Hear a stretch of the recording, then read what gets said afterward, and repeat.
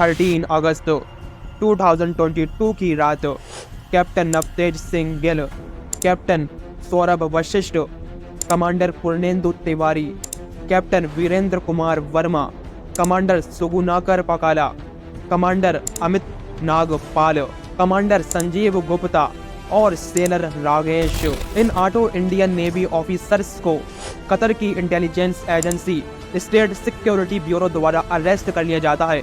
आखिर इन लोगों के साथ हुआ क्या था, तो आइए समझते हैं कतर वर्सेस इंडिया। 8 भारतीयों को कतर में मौत की सजा सुनाई गई है। ये 8 लोग नौसेना के पूर्व अधिकारी हैं। कतर में 8 नेवी ऑफिसर 1 साल से जेल में हैं। आप नहीं ला सके उनको। आप विश्वगुरु कहते हैं। This is a very sensitive case.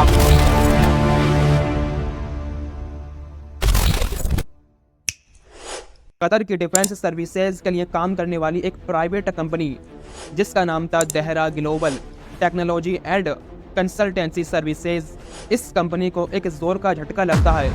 ये झटका इस कंपनी के लिए जितना बड़ा है उससे कहीं ज़्यादा इंडिया के लिए तकलीफ देह था, क्योंकि कतर की intelligence agency state security bureau अचानक इस कंपनी से जुड़े 8 नेवी ऑफिसर्स को अरेस्ट कर लेती है, जो कि अपने अपने पदों से रिटायर थे। अरेस्ट करने के बाद इन्हें सीधा सॉलिटरी कन्फाइनमेंट यानी एक ऐसी जगह जहां इन्हें ना तो किसी से मिलने की छूट और ना ही किसी से बात करने की छूट।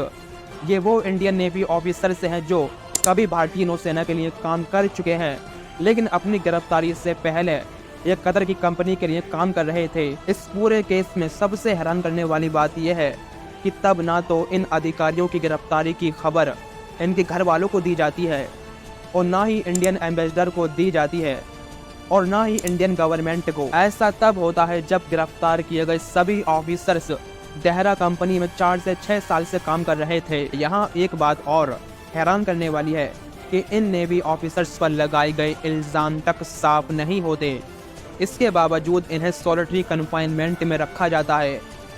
असल में Dehra global technology and consultancy services वो कंपनी है जो QENF यानी कतर एमरी नेवल फोर्स को ट्रेनिंग देने के साथ साथ उसे लॉजिस्टिक यानी साजो सामान मुहैया कराती है, और इसी कंपनी में ये एक्स ऑफिसर्स वहाँ की कतर की सेना को ट्रेनिंग देते थे।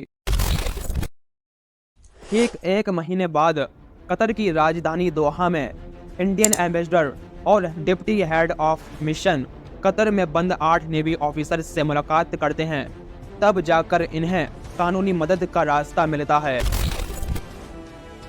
2 दिन बाद यानी 3 अक्टूबर को इन ऑफिसर्स को काउंसलर एक्सेस दिया जाता है यानी कानूनी मदद।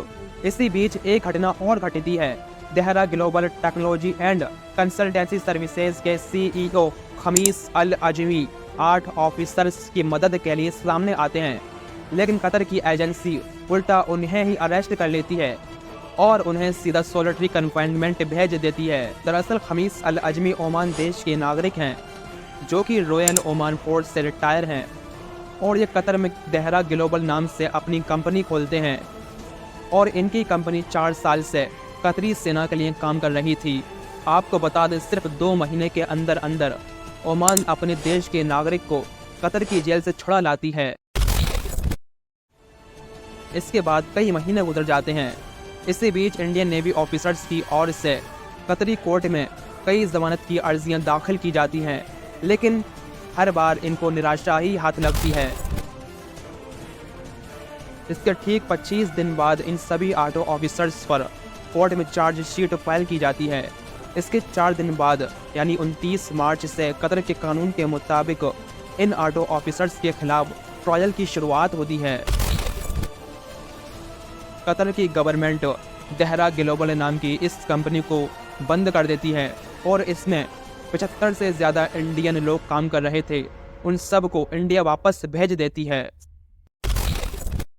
साल भर बाद इंडियन नेवी ऑफिसर्स के लिए एक राहत भरी खबर सामने आती है, क्योंकि इनको सॉलिटरी कन्फाइनमेंट से निकालकर जेल के वार्ड में भेज दिया जाता है, जहां इन्हें कैदियों से बात करने की छूट मिल जाती है।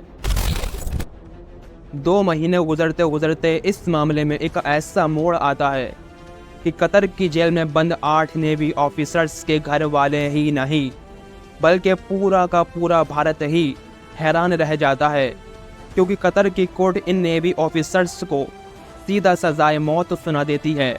आखिर इन लोगों ने ऐसा कौन सा क्राइम किया था जिसकी वजह से इन लोगों को सीधा सजाए मौत सुना दी गई? मौत की सज़ा क्यों सुनाई गई?